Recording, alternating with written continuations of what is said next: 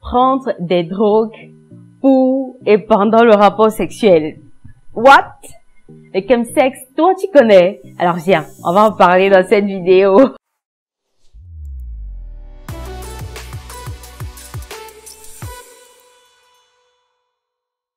Bonjour à tous, hope you are fine, parce que moi je suis en pleine forme et comme je vous l'ai dit dans l'introduction, aujourd'hui nous allons parler de chemsex, une façon assez atypique de faire l'amour que j'ai découvert récemment et je me suis dit pourquoi ne pas en parler avec vous. Alors je vous attends dans les commentaires, vous allez me dire si vous connaissez cette pratique là ou alors si vous avez dans votre entourage des personnes qui pratiquent le chemsex. Alors comme son nom l'indique, le chemsex c'est une association de deux choses ou alors de deux mots, en anglais bien sûr.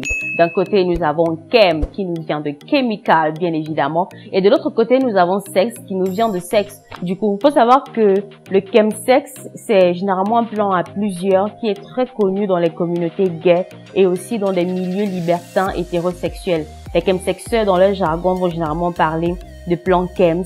Ils vont parler de plans planants, ils vont parler de plans slam et ils vont parler également de slam party. Alors un chemsexuel de base, c'est un grand consommateur de drogue, d'alcool et de médicaments assez spécifiques, que ce soit par voie nasale, par voie orale, par voie intraveineuse ou alors par voie anale, ok? Et parlant de cette drogue-là, justement, on va parler par exemple de cocaïne, on va parler de méthamphétamine, on va parler de kétamine, on va parler également des GHB. Il y a plusieurs drogues dans ce sens-là. Et le but, justement, de la consommation de cette drogue-là, c'est de faciliter l'érection. Parce qu'on l'a dit tout à l'heure, c'est la consommation de ces différentes drogues-là associées à certains médicaments.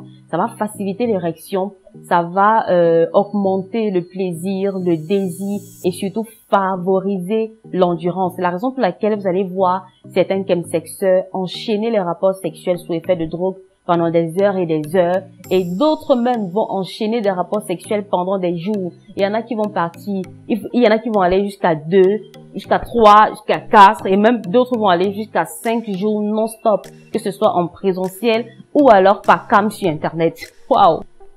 Alors pour ceux qui connaissent le chemsex, vous savez que c'est une pratique à haut risque qui expose considérablement les personnes concernées, qui expose considérablement les acteurs de cette pratique-là. La première chose dont on peut parler, c'est la grande dépendance aux drogues et aux excitants comme mise en condition sine qua non pour avoir un rapport sexuel concluant. On peut aussi parler de fortes expositions aux maladies sexuellement transmissibles. On a par exemple le VIH, on a l'hépatite C, s'il faut citer seulement quelques-unes de ces maladies dans cette gamme-là. Il faut savoir que lorsque les chemsexeurs sont sous effet de drogue, il y a beaucoup de précautions qu'ils ne prennent plus, le port du préservatif par exemple, connaître son partenaire ou pas. Également, on peut parler par exemple des risques de faire de gros abcès et aussi de se blesser les parties intimes. C'est clair, c'est évident. Enchaîner des rapports sexuels pendant des heures et des heures, ou du moins pendant des jours et des jours sans se fatiguer, ou du moins non-stop,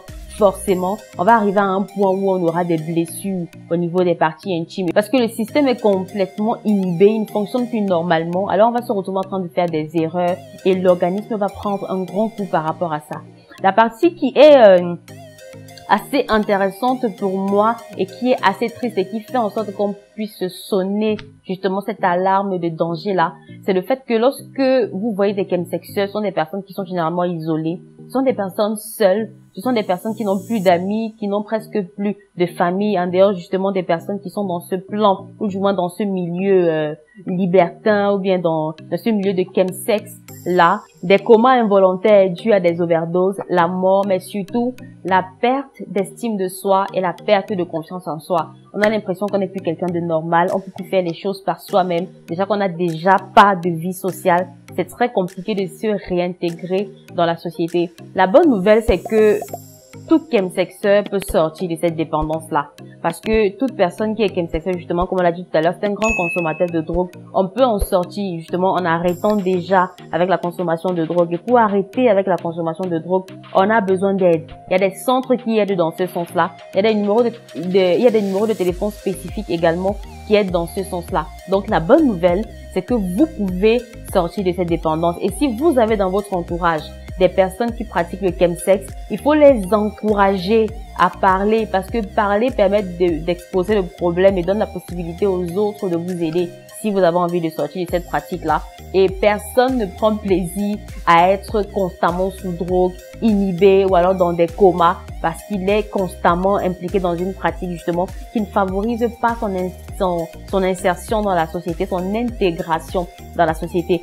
Voilà les amis, c'est la fin de la vidéo. J'espère que vous avez aimé parler de chemsex. Venez en commentaire nous dire ce que vous savez du chemsex. N'hésitez pas à liker, à partager et de vous abonner. On se retrouve la prochaine fois pour une nouvelle vidéo.